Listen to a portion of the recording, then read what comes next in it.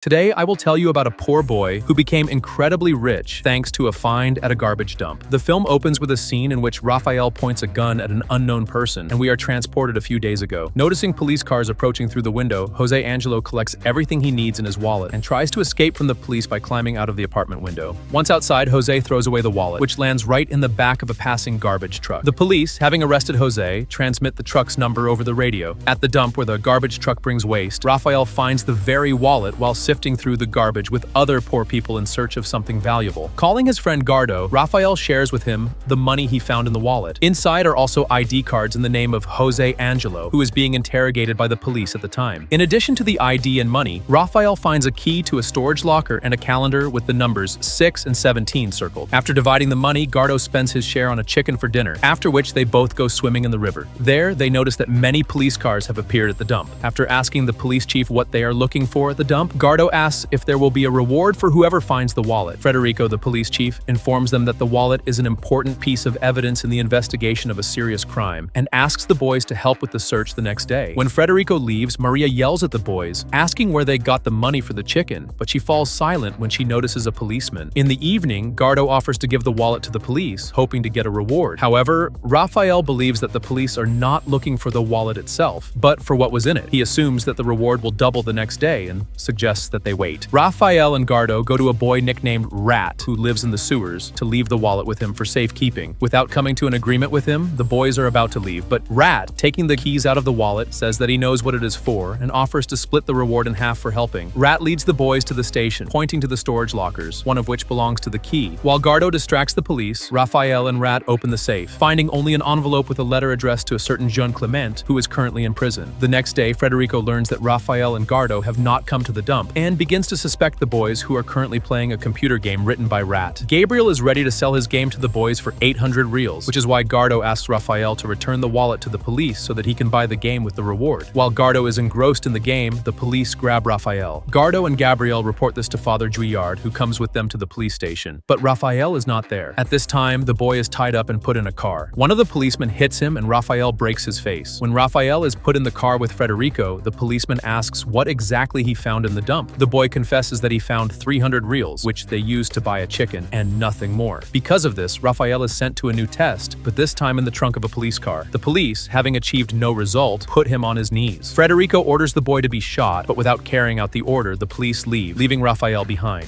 The next day, a cry is heard at the dump that a boy was found on the road, who is brought to Juillard's house. The boys tell Padre about the wallet they found, because of which Raphael was almost killed. Juillard offers to give him the wallet so that he can take it to the police and save the boys from trouble. When Padre leaves the room, Raphael decides to go all the way to find out why the police are so furiously looking for this wallet. Olivia, a volunteer who teaches children English, returns home and discovers the trio. In broken English, the boys deceive the girl, saying that Raphael needs the help of his grandfather Guard, who is a lawyer but is currently in prison. They need Olivia because she can get there because she is a white American. Left alone, Raphael remembers how the police mentioned Santos's name. Gabriel knows someone by that name, a mayoral candidate, and even knows where he lives. The next day, he and Raphael go to his house, and Guard and Olivia go to prison to meet Jean Clement, who is supposedly the boy's grandfather. Raphael and Gabriel, having made their way onto the territory of Santos's mansion, meet a local worker who does not give up the official to their wife. He says that Jose recently stole 10 million from Santos, and no one knows where they are. At this time, Gardo tells Clement that he has a message from Jose Angelo. Gardo remembers everything that was written in the letter and retells it to the old man. It turns out that Clemente fought against corruption, for which he was put behind bars, and Jose found evidence of Santos's venality, thanks to which the old man can go free, and Santos himself can end up behind bars for many decades. Meanwhile, the boys pester the estate worker, and it turns out that Jose was Santos's right hand and had access to the vault. While the deputy was busy with his business, Jose filled bags with Santos's money and hid them in the refrigerator, which he deliberately disabled. In the morning, under the guise of a broken refrigerator, Jose took the full refrigerator to his home, taking with him also a notebook with black accounting, which Santos needs. Clemente says that Olivia and Gardo should take his Bible from the guards, in which various messages about Jose are encrypted, but the warden demands a bribe, and the poor boys and Olivia do not have that kind of money. Then the girl offers to record the boys' story about themselves on camera. Meanwhile, Santos learns about Olivia and Gardo's visit to the old man in prison and demands that Federico urgently find the notebook. During Raphael's story about himself, the police, led by Federico, visit Olivia's house. The boys, running away from the hut, accidentally drop the video camera, which falls under the table. Entering inside, Federico finds that the very wallet that Jose threw into the garbage truck. Olivia is arrested on newly invented charges, and the boys notice a fire destroying their slums. Deciding to end this, Gardo and Raphael go to prison for the Bible, which is the key to solving everything. Gabriel returns to the village, having stolen thousands of reals from the padre to bribe a prison guard who is supposed to bring him a Bible. Thanks to a photo from Jose's wallet, on the back of which are numbers written, the boys decipher the message from the Bible. It turns out to be the phone number of the cemetery where Santos' money is most likely hidden. The boys do not know where exactly it is hidden, so they decide to find the grave of Jose himself. Raphael finds the burial place of his daughter Angela, but Pia herself, alive and real, appears in the cemetery. Having met a girl who has been hiding here for several days, Raphael runs after his friends, who have already been caught by Federico, who was following the boys. Looking at the gun in the policeman's hand, Raphael shows him the place where the money and Santos' notebook are hidden. Having opened the grave, the boys pull out a coffin filled with money. Having called Santos, Federico says that he found the official's notebook, but there is no money. At this time, Pia, Jose's daughter, throws a statuette on the policeman's head, thanks to which the boys knock Federico down. Grabbing his gun, Raphael puts the gun to the policeman's head but does not dare to shoot. Having grabbed the bags of money, the friends run away from the cemetery, hiding in a garbage truck, which brings them to the landfill in the morning. The boys decide to scatter Santos' money in a dump, and Gabriel slips a wad of bills to Padre Gillard, leaving him with a notebook with Santos' black ledger. Returning from the station, Olivia asks if they've heard anything about the boys. Gillard thinks they're okay, since Gabriel, who can't write, left him a smiley when he slipped him the money. Taking a flash drive from a video camera out of her pocket, Olivia suggests uploading a video to the internet, where the boys talk about their lives and the persecution of officials. After some time, the news reports that thanks to this video, mayoral candidate Antonio Santos was arrested, along with several other high-ranking officials. However, no one can find the boys who exposed the corrupt officials. Pia watches this news. Hearing a scream, the girl runs to the sea and meets the boys who have returned from fishing. I also recommend watching other videos on my channel. Good luck!